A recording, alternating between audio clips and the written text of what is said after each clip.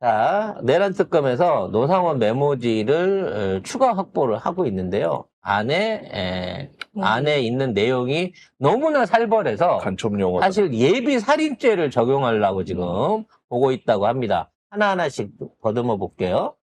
자, 조은석 특검팀이 노상원 압수물을 분석하는 전담팀을 구성해서 수사 중인데요. 거기서 어떤 메모 하나를 발견을 했는데 그 안에 단선 연계라는 용어가 쓰여 있었다고 합니다. 근데 이게 뭐냐면 북한 간첩 활동 용어래요. 단선 연계, 곡선 포치라는 단어인데 이게 뭔 뜻이냐면 일단 조직원하고는 1대1로만 연결을 한다는 거예요. 단선 연계는. 우리 둘만 안다는 거죠. 그 다음에 복선 포치는 뭐냐면 여러 조직원들, 그러니까 내가 1대1로 알고 있는 조직원들이 여러 명이 있다고 하더라도 지들끼리는 서로 모르게 한다는 거야. 이게 우리가 흔히 쉽게 말해 점조직인 거죠. 점조직. 뭐 그러니까 국정원 블랙 같은. 그런 거지. 그래서 우리 둘 다 요원이야. 그래서 문희정이한테서 지령을 받아. 하지만 우리 둘이는 서로 우리가 문희정의 요원인지를 모르게 한다는 거예요. 하는 일도 모르고 그냥 나는 여기서 여기까지만 일하고. 그렇지. 그리고 문희정 말만 들어. 문희정이 갑자기 아무 지시를 안 내리면 아무 짓도 안 하는 거지. 요런 원칙으로 해갖고 아마도 이제 그 이번에 동원되는 뭐 HID 같은 사람들을 요런 방법으로 관리를 했던 것 같아요. 이게 이제 조직원이 붙잡히더라도 조직 구성이 한 번에 드러나지 않는 데다가 임무를 수행하는 하급자가 잡혀도 이들이 최상당 수뇌부는 알지 못하면서 조직 보안을 유지하는 방법이라고 합니다. 근데 그 노상원의 수첩에는 국과의 접촉 방식을 특히 고민을 하면서 비공식 방법, 무엇을 내어줄 것이고 접촉 시 보안 대책은 이런 내용도 기재가 돼 있었다고 합니다. 이 얘기가 계엄 일주일 전에 한 달 전에 몽골을 갔던 이 정보사 요원들이 실행했던 작전의 일부에 대한 것들을 언급하고 있는 것으로 보여지는 거예요. 북한과 통모할 음모만 해도 외환 유치죄가 적용됩니다. 사형입니다, 이거. 그래서 이제 일단 북한이랑 하더라도 뭘 내줄 것인가, 뭘 주고 요 정도 선에서 우리가 치고받는 척만 하자라고 하는 거를 나름 계산하려고 했던 거야. 그러니까 얘의 목적은 전면전은 아니고 계엄의 여건을 먼저 만드는 쪽에 맞춰져 있었다는 거지. 그래서 더 악질이라는 거예요. 찾아놓고 보면. 근데 이와 같은 짓거리를 하면서 일단 정치인들, 야당 의원들은 그냥 말살해야 될 대상으로 규정을 해놨어요. 아예.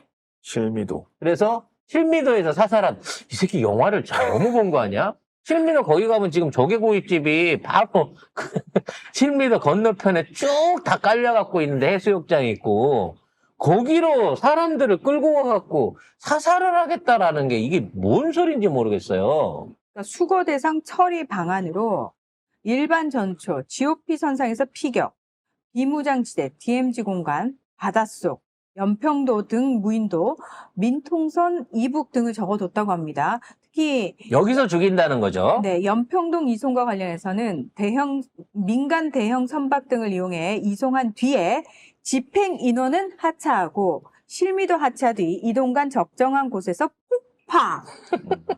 그러니까 북의 침투로 인한 일제 정리할 것. NLL 인근에서 북의 공격을 유도. GOP 민통선 이북의 수용 후 처리. 일반 전초상에서 수용시설의 화재 폭파 등. 민통선 이북에서 처리 방식으로는 막산의 잠자리 폭발물 사용, 오우, 확인 사살이 필요. 확인 사살까지. 폭발을 시켰는데 살아서 뭐 어떻게 부상만 있고 살아있을 수 있잖아. 확인 사살까지 하라는 거야. 그래서 이거는 진짜 안 된다, 이거는. 이거는 내란을 목적으로 한 살인 예비 음모로 추가로 잡을 수 있는 여건이 생긴다는 겁니다. 그러니까 수단도- 더 악질인 거지. 폭파, 피격, 수류탄 뭐 이런 게 상세하게 기록이 돼 있어요. 아니 그냥 곱게 죽여줄 수는 없는 거야? 없어, 안 돼. 이렇게 잔인하게 죽여야 될 이유가 뭐겠어요? 둘 중에 하나라고 생각해. 개인적으로 뭔가 정치인에 대한 혐오가 있거나 아니면 이와 같은 방식으로 일종의 본보기를 통해 가지고 피바람 부는 공포 정치를 시행한다라고 하는 것들을 경고하기 위해서 그렇죠. 시범 케이스로 더 악랄하게 조지려고 하는 게 아니었을까라는 생각이 든다는 거예요. 그리고 폭사하고 없애야 시체가 없지. 아, 시체 처리가 귀찮으니까? 아니, 처리도 귀찮은 게 아니라, 그걸 남겨놓으면 사람들이 그걸 보고 또 분노하잖아요. 그렇지. 또 거기 추모공원 만들고 뭐 뭐 그런 어쩌고 식으로 그러면 할 수 또, 있기 때문에 아예 기억될 없애버리는 수 있기 거지. 때문에. 그래서 아까도 말씀드렸다시피 내란 목적의 살인 예비 음모 뭐 요거를 추가할 수 있어. 근데 그렇게 해봐야 내란죄가 어차피 사형인데 사형인데 이게 이게 큰 의미가 있는 건 아니지만 이와 관련해서 김용민 의원이 그 얘기를 했어요. 여적죄라고 하는 게 있다고 합니다. 여적죄. 여적죄는 뭐냐면 적과 내통하여 가지고 국내에 있는 이제 그 기관이나 인명을 공격하라고 했을 때 이적죄가 아니라 여적죄라고 하는 게 적용될 수 있는데 이 여적죄는 이제 그 살인 이게 사형밖에 없대요. 구형이. 적국과 합세하여 대한민국에 항적하는 자는 사형에 처한다. 이게 여적죄입니다. 형법 제90. 제일 센 거예요. 지금 이적죄나 뭐 내란 음모죄보다 더 센 게 여적죄인데 여적죄 적용을 검토하겠다라고 얘기를 하는 겁니다. 해야겠다. 근데 유일한 게 뭐냐면 북한은 우리 동포이기 때문에 적국이 아니다라는 논리가 있을 수 있다는 거지. 뭐 맨날 윤석열 정부에서 예. 북한이 적이라며. 근데 이제 우리는 헌법상에는 북한은 적이라고 명기가 안 돼 있기 때문에 북한이랑 군사작전을 하는 거는 적이 아니다라고 주장을 하는 게 이제 우리 저쪽 애들 그 변호 스타일인데 그와 관련해서 여적죄 안에는 우리 국가뿐만 아니라 우리 동맹이 같이 이제 이게 된다는 겁니다. 소속이 된다는 거예요. 그래서 만일에 이와 같은 내란을 통해서 미국을 공격할 의사가 있었으면 이거는 여적죄 수립이 된다는 거죠. 근데 얘네들이 기획했던 게 뭐가 있어요?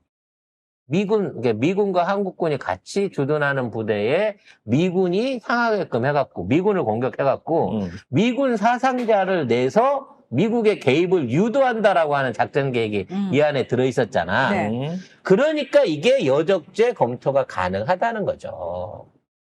어찌됐거나, 이번 내란은 단순하게 우리가 생각하는 경고성 내란이니 무슨 민주당의 어떤 법적 어떤 입법부의 횡포를 경고하기 위한 거는 이거 다 개소리인 거고 그냥 반대 집단 없이 싹 쓸어버리고 지들이 영구 집권을 하려고 하는 거였어요. 그렇죠. 그거밖에 없습니다.